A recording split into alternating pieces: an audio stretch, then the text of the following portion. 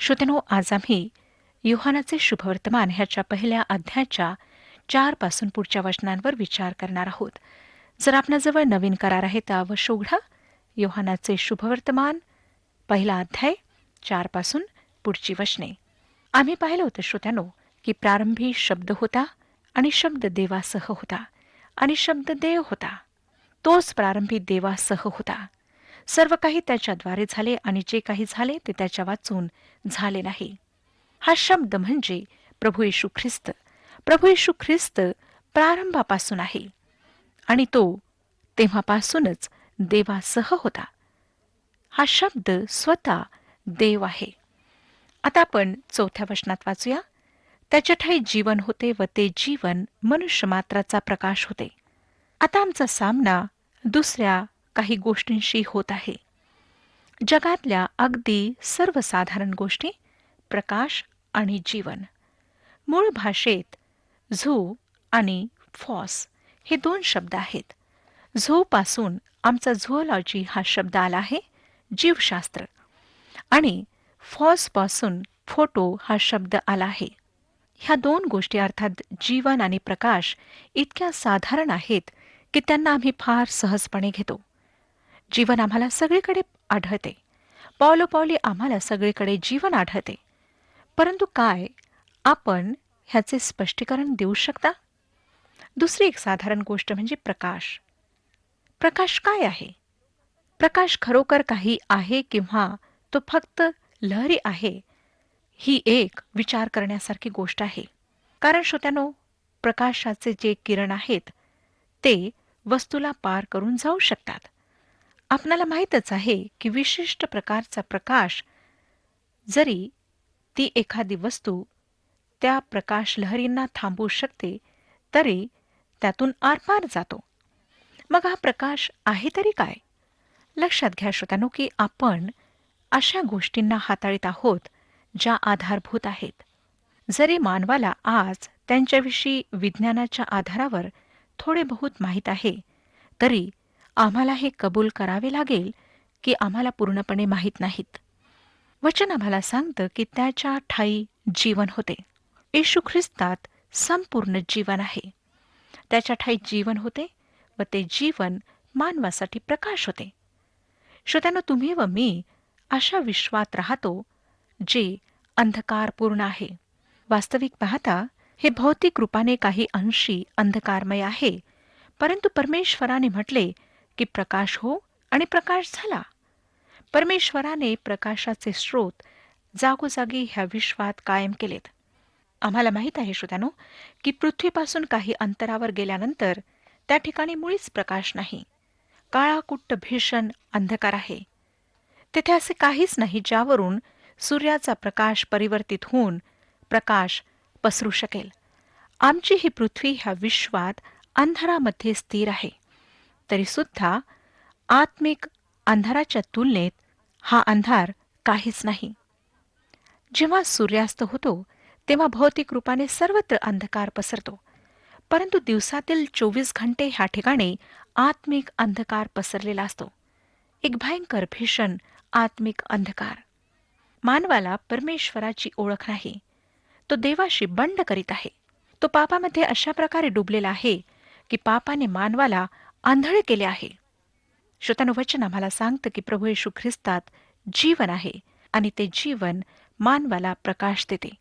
खरे पाहता फक्त त्याचे जीवनच प्रत्येक व्यक्तीच्या जीवनात प्रकाश प्रज्वलित करते. 4थं वचन आम्ही आताच वाचलं आणि 5वं वचन आम्हाला सांगतं की तो प्रकाश अंधारात प्रकाशतो, तरी अंधाराने त्याला ग्रासले नाही. ह्याचा अर्थ प्रकाश अंधकारात प्रकाशतो, परंतु अंधकार त्याला घेऊ शकत नाही. समजा आपण एका अंधाऱ्या खोलीत प्रवेश करता आणि लाईट पेटवता. सगळीकडे प्रकाश पसरतो. अंधार गायब होतो. भौतिक रूपाने अंधार व प्रकाश एकत्र राहू शकत नाहीत, परंतु आत्मिक प्रकाश व अंधकार एकत्र अस्तित्वात राहू शकतात. उदाहरणार्थ, जसे एक तारण पावलेली पत्नी आणि तारण न पावलेला पती एका कुटुंबात एकत्र राहतात. प्रकाश व अंधकार एकत्र राहतात, परंतु अंधार तिला ग्रासत नाही. तो प्रकाश अंधारात प्रकाशतो, तरी अंधाराने त्याला ग्रासले नाही. 10वं वचन आता पहा, पहिला अध्याय 10वं वचन. तो जगात होता व जग त्याच्याद्वारे झाले, तरी जगाने त्याला ओळखले नाही. ही फार खेदाची गोष्ट होती. हे जग भयंकर अशा अंधारात होते, आत्मिक अंधारात, आणि ह्या जगाला परमेश्वराची ओळख नव्हती. आज सुद्धा श्रोत्यानो, आम्ही अविश्वास आणि नास्तिकता सर्वत्र पाहतो व हे अधिक आणि अधिक वाढत आहे आणि वाढणार आहे.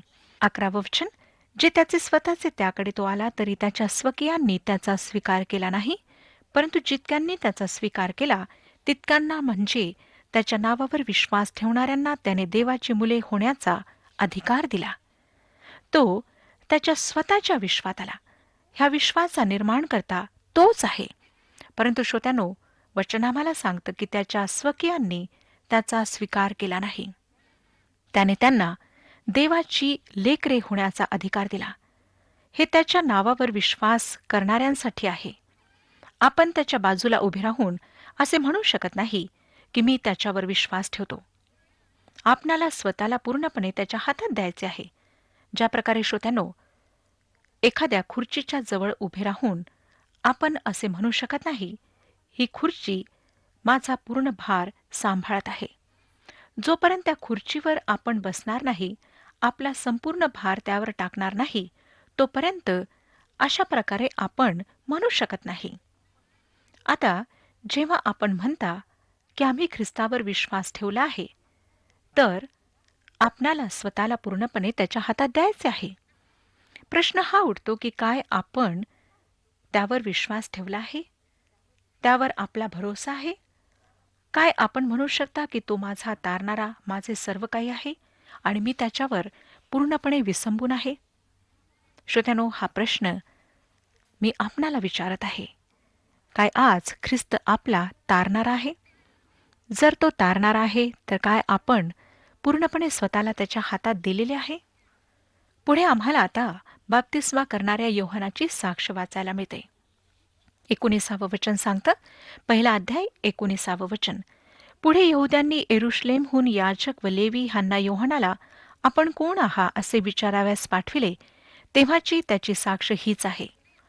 बाप्तिस्मा करणाऱ्या योहानाच्या जीवनातली ही पहिली घटना आहे जी योहान आपल्या ह्या शुभवर्तमानात नोंदीत आहे.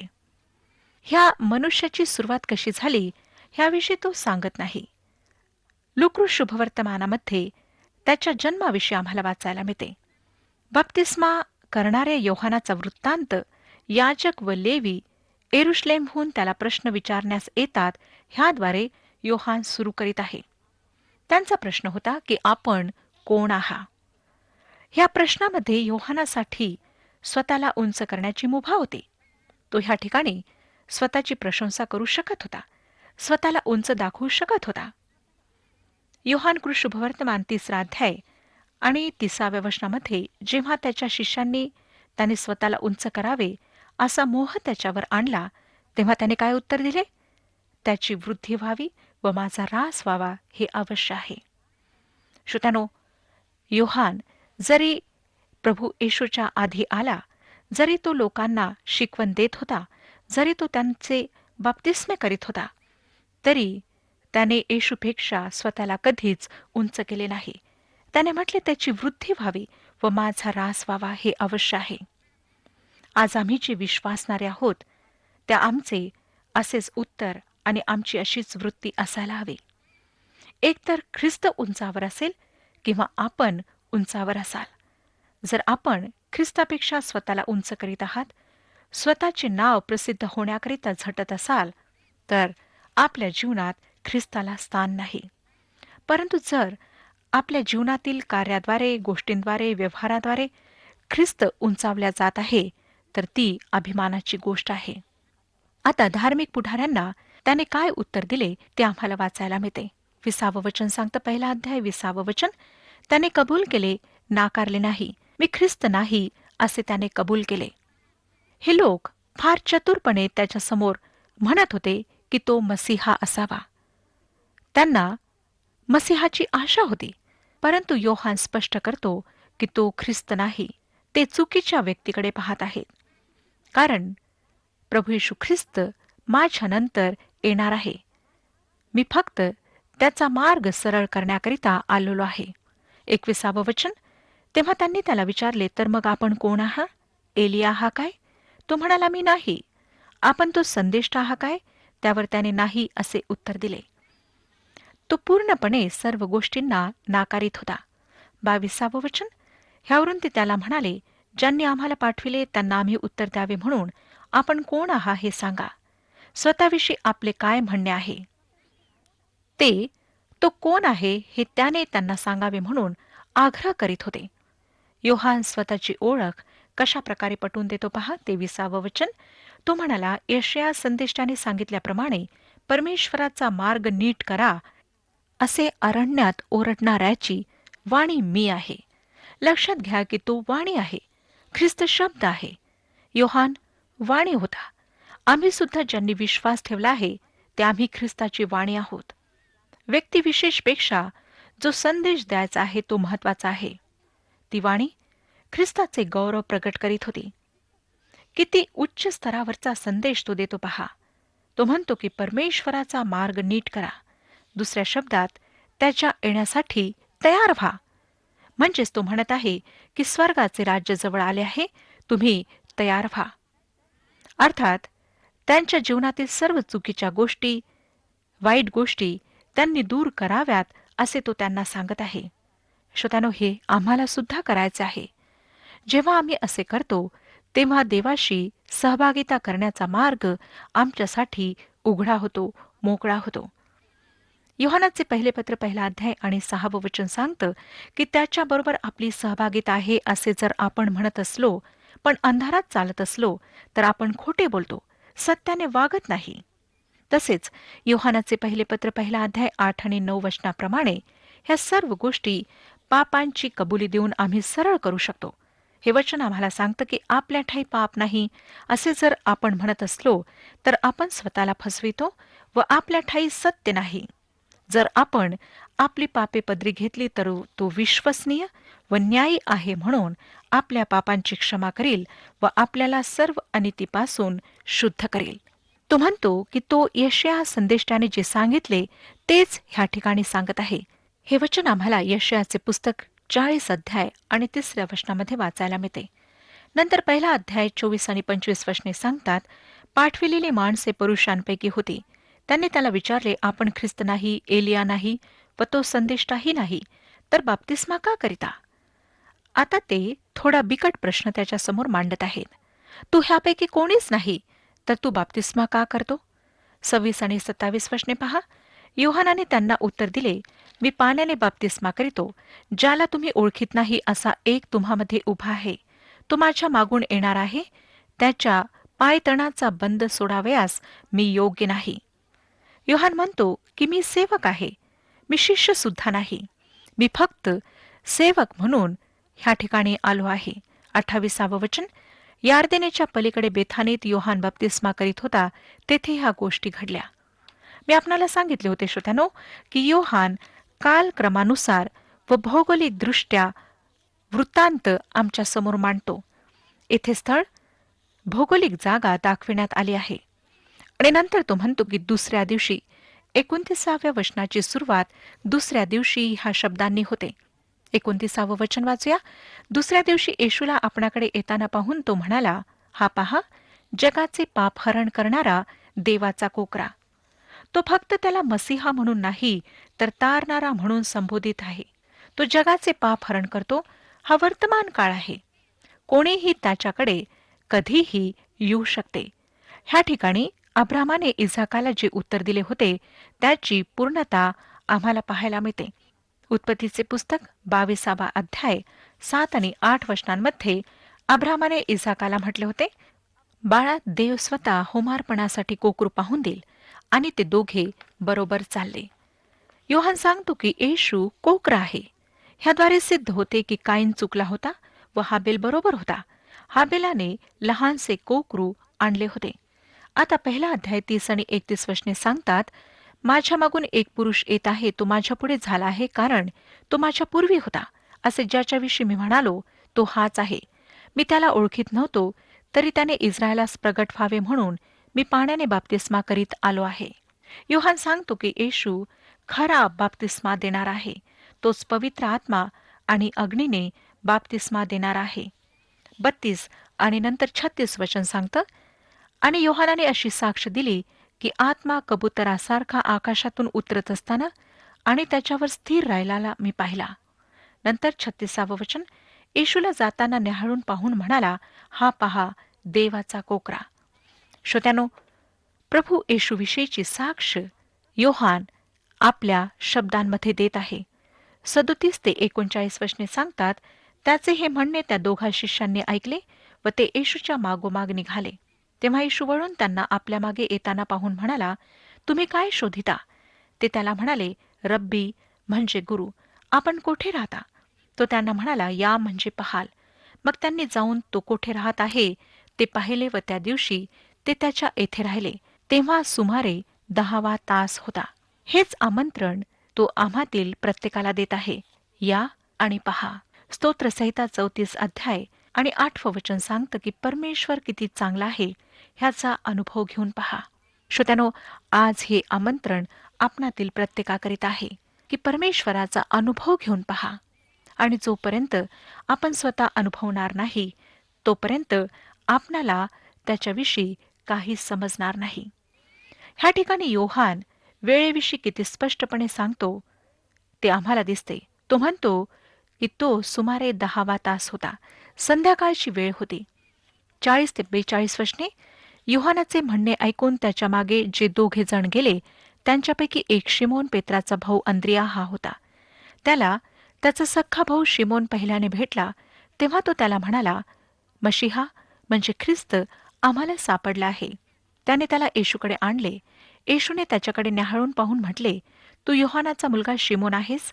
तुला केफा म्हणजे पेत्र किंवा खडक म्हणतील. श्रोत्यानो, हा शिमोन दुर्बळ होता, कमजोर होता. आमच्या प्रभूने म्हटले की तो खडकाप्रमाणे मजबूत होईल. त्यावेळी त्याच्या ह्या बोलण्यावर कोणाचाच विश्वास बसला नसेल. पण पेंटिकॉस्टच्या दिवशी आम्हाला दिसतं की ह्याच पेत्राने उठून पहिला संदेश दिला आणि परिणामस्वरूप 3000 लोक मंडळीत सामील झालेत. 43 आणि 44 वचने, दुसऱ्या दिवशी त्याने गालीलात जाण्याचा बेत केला. तेव्हा फिलिप्प त्याला भेटला. येशूने त्याला म्हटले, माझ्या मागून ये. फिलिप्प हा तर अंद्रिया व पेत्र ह्यांचे नगर बेसैदा येथला होता. बेसैदा हे गालिल समुद्राच्या वरच्या भागात होते. आम्हाला माहीत आहे श्रोत्यानो, पेत्र, अंद्रियास आणि फिलिप्प हे त्याच ठिकाणचे राहणारे होते. ते मासे धरणारे लोक होते. 45 आणि 46 वचने सांगतात, फिलिप्पाला नथनेल भेटल्यावर तो त्याला म्हणाला, ज्याच्याविषयी मोशेने नेमशास्त्रात लिहिले व संदेष्टांनी लिहिले, तो म्हणजे योसेफाचा मुलगा येशू नासरेतकर आम्हाला सापडला आहे. नथनेल त्याला म्हणाला, नासरेथातून काहीतरी उत्तम निघू शकते काय? फिलिप्प त्याला म्हणाला, येऊन पहा. नथनेल जरी ह्या गोष्टीला हसण्यावर नेत आहे तरी फिलिप्प त्याला म्हणतो की ये आणि पहा. 47वं वचन, नथनेलाला आपणाकडे येताना पाहून येशू त्याच्याविषयी म्हणाला, पहा हा खराखुरा इस्रायली आहे, ह्याच्या ठाई कपट नाही. फिलिप्प हा इस्रायली होता, परंतु त्याच्यामध्ये कपट नव्हते. तो धूर्त नव्हता. त्याच्यामध्ये जुन्या याकोबासारखे काहीच नव्हते. 48 आणि 49 वचने, नथनेल त्याला म्हणाला, आपणाला माझी ओळख कोठली? येशूने त्याला उत्तर दिले, फिलिप्पाने तुला बोलवण्यापूर्वी तू अंजिराच्या झाडाखाली होतास तेव्हाच मी तुला पाहिले. नथनेल त्याला म्हणाला, गुरुजी, आपण देवाचे पुत्र आहात, आपण इस्रायलाचे राजे आहात. श्रोत्यानो, प्रभू येशूच्या प्रेषितांमध्ये 2 प्रेषित संशय धरणारे होते. पहिला होता नथनेल आणि शेवटला होता थोमा. नथनेल शेवटी कबूल करतो की येशू हा देवाचा पुत्र आहे, इस्रायलचा राजा आहे. ह्यावरून हे स्पष्ट होते की नासरेतमधून काही महत्वाचे निघाले आहे.